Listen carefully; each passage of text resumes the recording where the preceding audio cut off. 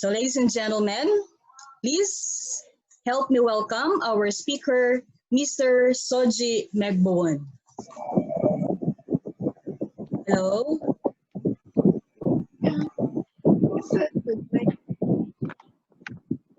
Ay, di ako nag-set ko eh. Soji.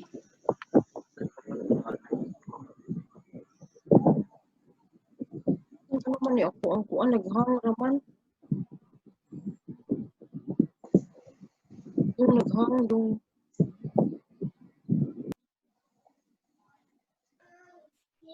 Can you hear me? Yes, sir. Good morning, everyone. Good morning. Good morning. Good afternoon from Philippines. Delighted to be. Oh, good afternoon, everyone. Yeah, your afternoon. Sorry, it's just Good afternoon, sir. 7:30. It's just 7:30. It's just 7:30 a.m. here, and I'm delighted to be here. I'm delighted to join you guys. Thank you, Venus, for bringing me here. Can you hear me? Venus, can you hear me? Yes, sir. Okay. So I move on. I just quickly have to move on.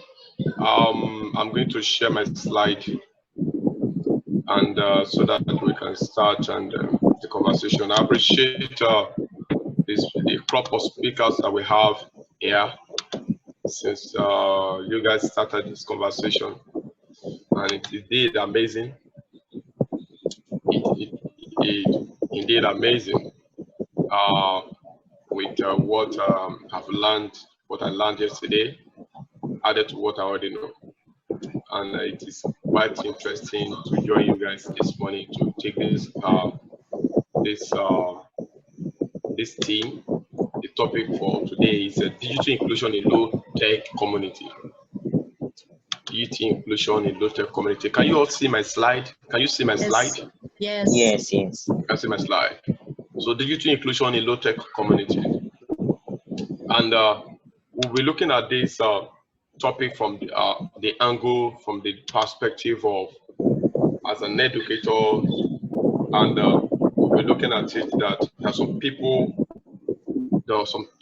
who are in the local communities who don't have similar access that we have, like we in the cities and we in the urban settlement. There's some families who cannot afford two meals per day, and it is quite hard for them to think of getting internet. And when we talk about inclusion in itself, we realize that it is removing the barriers that are naturally set against things. What are these barriers? We'll be looking at some of the barriers that is making communities not to be connected, not to have access to internet.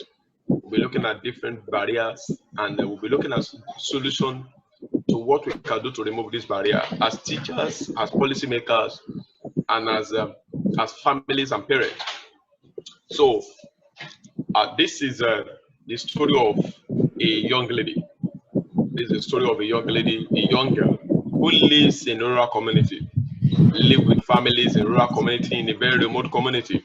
And if you look at the statement by this young girl here, he said, "I'm not against online teaching, but what about us?" She's just trying to tell us, to let us realize what he's going through, that his community doesn't have power. His community, you can see the girl with jerrycan. His community does not have piped water. His community does not have provision for education. His community does not have electricity and the likes, all the social amenities. His community, you can see the road. His community does not have a road. A community that does not have a road, does not have piped water, does not have electricity, internet will be the last thing to think of in that kind of community. And the reality of COVID-19, as we can see now, the reality of COVID-19 now is that there's going to be a shift. The shift may not be total, but obviously there's going to be a shift between from where we are to a new platform, to a new reality that we'll find ourselves. And what is the new reality? The new reality has to do with online learning, online services, online services will thrive more in this period that we are. And according to UNESCO, he said about half of the world population people access and use the internet, meaning that if the world population is 20 million, it means that only 10 million of these people have access to internet. The other half do not. The remaining 10 million does not have access. Many of the unconnected live in least developed communities, unlocked developing countries, and small island developing states. Globally, over 1 billion new internet users have been added over the last 4 years. People, this penetration, we know. There are penetration in communities in new countries. But however, some social digital divides persist between more and less connected communities and people, enabling all world people to access and use the internet, and removing the digital divide remains a challenge that needs to be addressed if the world community is to achieve the United Development SDG goal by 2030. If truly we are serious about achieving the SDG goal by 2030, internet must be made available. Because we look at SDG goal, we look at the 17 SDG goal, we look at the numbers 5 and 6. They are talking about assets, creating assets, breaking barriers so that people can have similar access. If you look at it, you go 4 says inclusive. It said quality education. Presenting education that is inclusive, that is accessible, that is equitable to all learners. So how do we make education available to learners at the moment, to all learners at the moment in the reality that we are now, without providing internet access? How do we make our education content to be available to rural communities, children who are living in rural communities at the moment, who are being locked down in communities, in local community now? How do we make learning available to them without creating internet access to them? Because we realize, if you look at it, Jigopo says, ensure inclusive and equitable quality education and promote lifelong learning opportunity for many, that our education must be inclusive, must be equitable. So how do we make learning to be available to this child here? How do we make learning to be available to this child here? She's crying loud that I'm not against online teaching, but what about we in the villages? What about we in rural communities? What about we that could not afford 2 square meals per day? How do you make lesson available to me? In my community, we don't have light, we don't have electricity, we don't have power, water. This is the reality in some of our villages and communities around the world. And we look at what are the barriers. We look at the barrier to digital inclusion. What are the barriers? Socioeconomic status. Families who cannot afford 2 square meals, it's going to be difficult for that kind of family to think of getting internet. So what government could do at the moment is to make this thing available to them. A tablet per family, or 2 tablets per family, or they can decide to do a ratio on their own. And it is not a robot. It is the reality of the season. COVID-19 has presented a new reality to us. What is the new reality? The new reality is that education and every other services is going to shift from the physical contact to online service, so that we can maintain the social distance recommended by the SCDC. So the reality of it is that we have to make families have this access, provide this access to families, because we realize that some families are very poor. The socio-economic status of the family could not afford 2 square meals. It will be difficult for that kind of family to think of accessing the digital world. So governments need to come in here. Individuals need to come in here. And we cannot just do this alone. Development partners, NGOs need to come aboard here to see that for us to break the barriers in digital inclusion, we must make digital devices available to the poorest. We look at some of the other barriers. Geographical location. People in rural areas will find it harder to get access to digital tools than those in urban areas, because their location makes inclusion harder. There are some children who are in the rural communities, very remote area. There's no Wi-Fi connection in that kind of environment. I read the news recently in one of the Western world where a country is trying to have a mobile Wi-Fi across community. And I look at that idea is a laudable idea, laudable idea, because the country have realized that obviously the service is going to move now from physical to online. So what the government of that country is currently doing is to make Wi-Fi available. In my own country here in Nigeria, I because I teach in a public school and I understand the status of my student. I understand the parent they came from. Some of the parents came from a family that is completely. Some of the family are very, very poor. Some of the families could not afford to scare me. Some of the children, some people are paying. They are paying for them because they could not afford. They could not afford the school fees. They could not afford. In fact, the government of our state, of our country, make education compulsory and free. Makes education compulsory and free.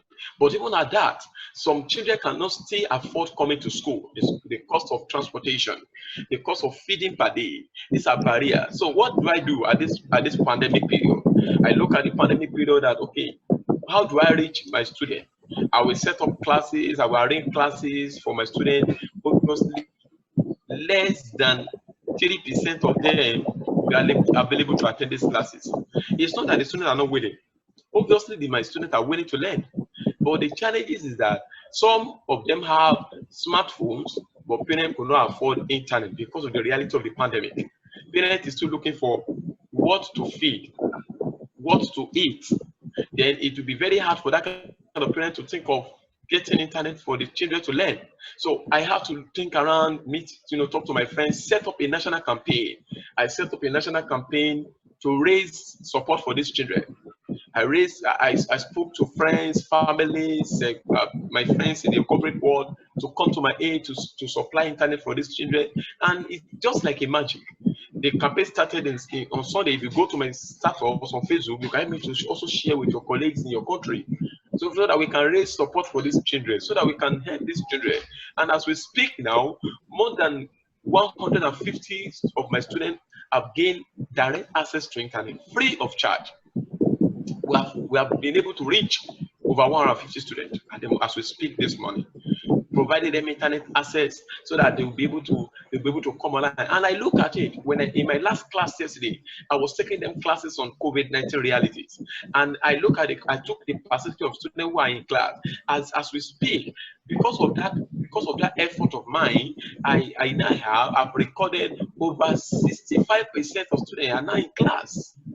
65% of my students are now in my class. They now have access to the digital device. They have access to internet to attend my class and every other mentors classes around them. So this is the reality of things across the world. The reality now is it's not about we are okay, that we are okay, but we look at some people who are deprived because of where they live. So people live in rural communities. They have smartphone, but they don't even have the internet to access.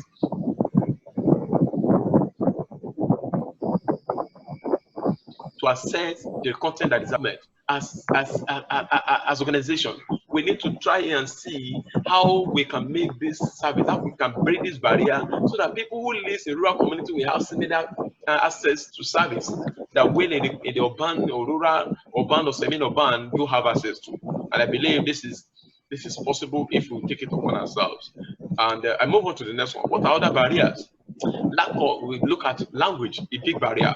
Language is another barrier to internet accessibility in Africa. We look at the percentage of people that have access to internet in Africa, because Africa is one of the poorest countries, one of the very poor continents. And we look at the access. The access is very poor. Less than 45% of the populations in Africa have access to internet. They have smart devices anyway. Some have smart devices. Access to internet is a problem because of some of the poorest families who cannot afford. And we look at this lack of content. We have to now look at people, even though they have access to internet, what is the available local languages they have in some countries. Some countries speaks about 50 different countries, 50 different languages. So how do language? We look at language as one of the barriers. Language can be a huge barrier because a majority of online content are not translated. Therefore, it will discourage people from diving into digital space. when you try to develop a content and release into my cloud, and my language is not in my direct language, my local language, I won't be interested to download that device. I won't be interested to download that content. Obviously, even though I have access to internet, if the language that is being the content is being developed is not in my local language, I will not be interested in downloading that kind of content. So language is another barrier. We must make our content available in different languages. Another barriers. We look at gender, age and gender. Men and younger people are more likely to be online and be involved in the digital space than the women and older people. This is obvious truth. 21st century intervention, 21st century penetration, it is the language of the young people. We look at the statistics we have here. It is the language of the young people. This is from European Commission. It is the language of the young people. So older people are being deprived. So how do we create equal access? How do we remove the barriers against equality here? How do we remove it? Because we look at age. So we must make our accessibility available. As much as we are making it available to the younger generation, we must make it available to the older generation too. We must create content in their own that works with their own age. We must make these devices that they can easily manipulate, and not a smartphone that is difficult for them to operate. So if a family is only entitled, if a family have a phone, a smartphone that is too complex, too sophisticated, obviously it will be the younger generation that will have access to that kind of devices. If we look at the statistics here, about 92% of ICT graduates are men. They are men. And if you look at it again, if you look at the industry technology industry entrant, about 49% of them are men. So look at the percentage of women. This is common in developing or underdeveloped countries. It's common in poor countries where access, even globally around the world, where access to digital devices, where breaking of barriers in the digital world, it is only one-sided. Only the men are getting it all. If we look at, I took a statistics 2 years ago in my school about the entrance of students into the STEM field. I look at the number of students that are interested in joining the science class. The higher percentage there are male. The female are not interested. Number one, is either they complain that it is too hard. I don't have the capacity. My parents will not be able to finance me. Women are meant to be in the kitchen. And if we look at it, these are some of the barriers that makes more men to go into the digital technology and science and STEM field than the women. Because women, obviously in Africa, we took our women as a second-class citizen. No, meanwhile, it's not supposed to be so. Our women are not meant to be second-class citizens. They're supposed to operate at the same space like men. And that is the obvious truth. What can we do as an individual? What can we do as individual, as government, as organization, to break the divide, to break the divide and make digital available, accessible to people in the rural communities and low-tech communities? What can we do? What can we do as individual, like I have here, having a community Wi-Fi? For government, it may look like a robot, but as individual, there's a lot we can do. For instance, let me start an example. In my community here, where I use a Wi-Fi internet. And what do I do to ensure that I help children that live in that community? I live in a low-cost community here as a teacher. And so what I do is that I have to make my Wi-Fi password available to every family that live in that community. I am already paying for the internet. I use the internet in the community hub. We have a community hub in that community where we train children, out of school children on digital skills and 21st century skills. So the internet we're using in that hub, in that tech hub, I make it available to the people that live in the community so that they can have access to internet, so that children can have access to internet to do their assignment, so that children can have access to internet to go online and find the resources that is used for their academics or educational activities. So this is what I've done in my own little space. The government is not yet taking in that direction. And I look at it, it look like a robot. If I look at how much I'm spending on internet per month, at least as a community, as a public school teacher, I took it upon myself to be able to make this, to solve this problem. Because I know a community that is fortunate to have electricity, if I make that service available to them, obviously, I'm going to penetrate, I'm going to try to destroy or distort the internet, the digital divide that we have currently available in that community. Because obviously, before I came into the community, I realized that students don't have access to internet in that community. And okay, I said, if I'm using internet in my home and in my office, the best thing I can do as a teacher, as an educationist, is to make this Wi-Fi available. So I removed the password. I made the internet available. So children from even other communities do come around my community to hang around to ensure that they have access, similar access to that services. So we must make community Wi-Fi available in your community. Ask yourself, the Wi-Fi you are using in your house, do you just confine it to your family? Do you just confine it to your family, or you make it available to everybody that lives in that region? So we must make internet community Wi-Fi available. We must use it and develop new infrastructure for connection and network. Currently, the world is battling with 5G. Countries are saying they don't want 5G. In fact, some countries does not accept a 4G network. So government must come with new innovations to improve their infrastructure so that they can penetrate better to local communities. The Wi-Fi we have, the internet service we have at the moment in different countries of the world is not able, it does not have the capacity to penetrate into local communities. So government must, they must invest more in technology so that we can penetrate into the local communities. Provision of cheaper internet services, like in my country, Nigeria. Having an internet service is one of the most expensive things to do. It's just like you're buying yourself an expensive gold and jewelries. But I don't know in your country. Let me ask you a question. Venus, can you hear me, Venus? Hello, Venus? Yes, I can hear you. You can hear me? Yes. Venus, can you give me a statistic here? What is the average cost of internet service in your country? What is the average cost of 1 gig data? 1 gigabyte of data? Yeah, cost. 1 the price. gigabyte. Wait. In dollars. Here in my home, in dollars. 50 pesos, ma'am. 60 pesos. $1. Wait. What? $1. Dollar. Yeah, $1. Okay, so if you look at your country, because we have people from different countries here, we have different costs of internet for different countries of the world. In fact, when you go to some country, the cost of data for the urban settlement is different from the cost of data for the rural communities. It's not meant to be so. In my country, as we speak now, cost of internet of 1 gig data in my country, 1 gig data is about $4. It's as terrible as that. Yes, $4. Wow. You must have at least $4 for you to be able to access 1 gig data. $4, and this is the Very reality. expensive.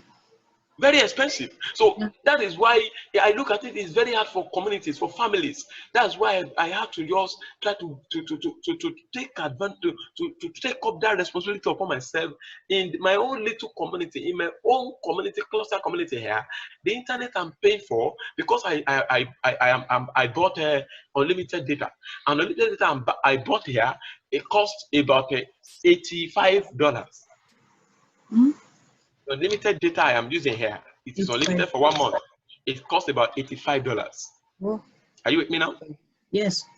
That's very expensive. No, it's $95. It's the cost of unlimited. The cost of data I'm using in my community because unlimited is $95. So I'm paying $95 every month. So this $95 is not convenient for me. $95 is about 30% of my salary. So 30% of my earning per month goes to internet. And this internet, I have to make it available for people in my rural communities for free. Children in other communities have to come around to come and connect to the internet to browse. So we look at the next one. Provision of cheaper internet services. Our telcos, the telecoms industry must ensure that they make internet very cheap, like water. Adding translator to websites. So everybody develop their content in English. So when there's translator, we can easily translate to different languages to the communities we want to share with. So if teachers are creating content in English, or share creative content in any language, in Germany, in Japanese, in their country content in Chinese, you can easily translate to other languages. We must have these snippets across websites so that as much as teachers are creating content, teachers can as well, translate the content to the local to the language of the local community that the content targets. We must try as individuals create relevant advocacy and campaigns to support those without access. Just like I told you, what I'm doing in my country currently, I'm doing a national campaign to raise funds from people who are middle class, who are in the corporate world, to support my students who does not have access. And like I told you yesterday in my last class yesterday, when I started that campaign in this week Sunday, as we speak now, today is Thursday. As at yesterday, when I had my class, about 65% of my students are now online, away from 5% of them before. Before it was only 5% of my student family who could afford internet service that will make their children attend my class and attend other mentor classes. So the campaigns I've been able to do, that campaigns now has reduced. It has jacked up the percentage by about 60%, to have about 65% now in my class, attending my class. Now, that's the reality. It happens in every local community. So we must rise to advocate. We must rise to advocate, to seek support from people who are doing middle class. You can go to my Facebook page and see the campaign. You can help me share so that we can generate more support for these children. I need people to support. I have many of my students in Nigeria. In my school, we are about 1,500. My students, they're about 1,500. And out of the 1,500, in my class, I only have 70 students. Out of these 70 students, 65% of them have been able to have access to internet for 1 week now. So you can imagine, and my class is just 70 out of 1,500. Very low percentage. So this thing is obviously happening in my class alone, and not across whatever classroom we have in my class. In my school has about 12 classrooms. And only my students in my class do now have access to internet service to attend lessons online. The remaining to 11 classrooms with about 100 student average do not have access. This is happening in local communities a lot. And we must rise to organize campaigns, advocacy, so that we can ensure that people can support people who are mostly affected. Are we there? Can you hear me? Yes. Okay. I look at the last one, education of people on the importance of and benefit of using internet. We have to educate people, telling people that the content I'm releasing as a teacher, you can see 1 million of that same content online if you have internet access. This is the opportunity that my students are gaining. This is the opportunity that my students have. This opportunity they have over their mates who do not have that kind of similar opportunity. So we must ensure that we educate people for them to know the importance of internet, the importance of using internet. I always tell people, internet is life. You don't have internet, you are not alive. And my students know this. So the reality is not about those of us who are in the urban settlement or semi-urban settlement. It's not about those of us who are living fine. But let's consider people who are not opportune to be in rural, who are not opportune to be in the urban settlement. Children who are in the rural community, who are in the very remote communities, who could not afford 1 square meter per day. How will they be able to afford internet? Thinking of internet will be the last thing in that family. And like I said, I have many. I'm grateful. I think the class the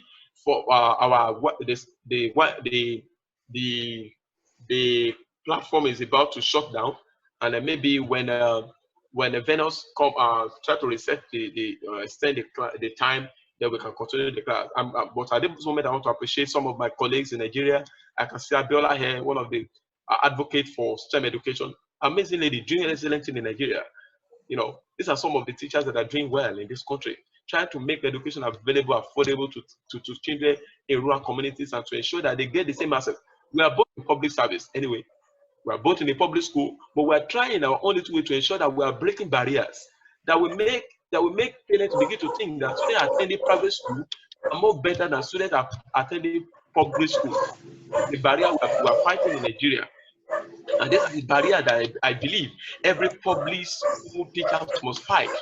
We must ensure that we remove this barrier. Education should not be one-sided. We must ensure we create access for people living in rural, urban, and semi-urban. I rest my case at this moment so that we can, when Venus tries to extend the class, then we can move to the next slide. Then we can end the class. Hello. Hello. Can you? I think. Okay. Let me quickly end the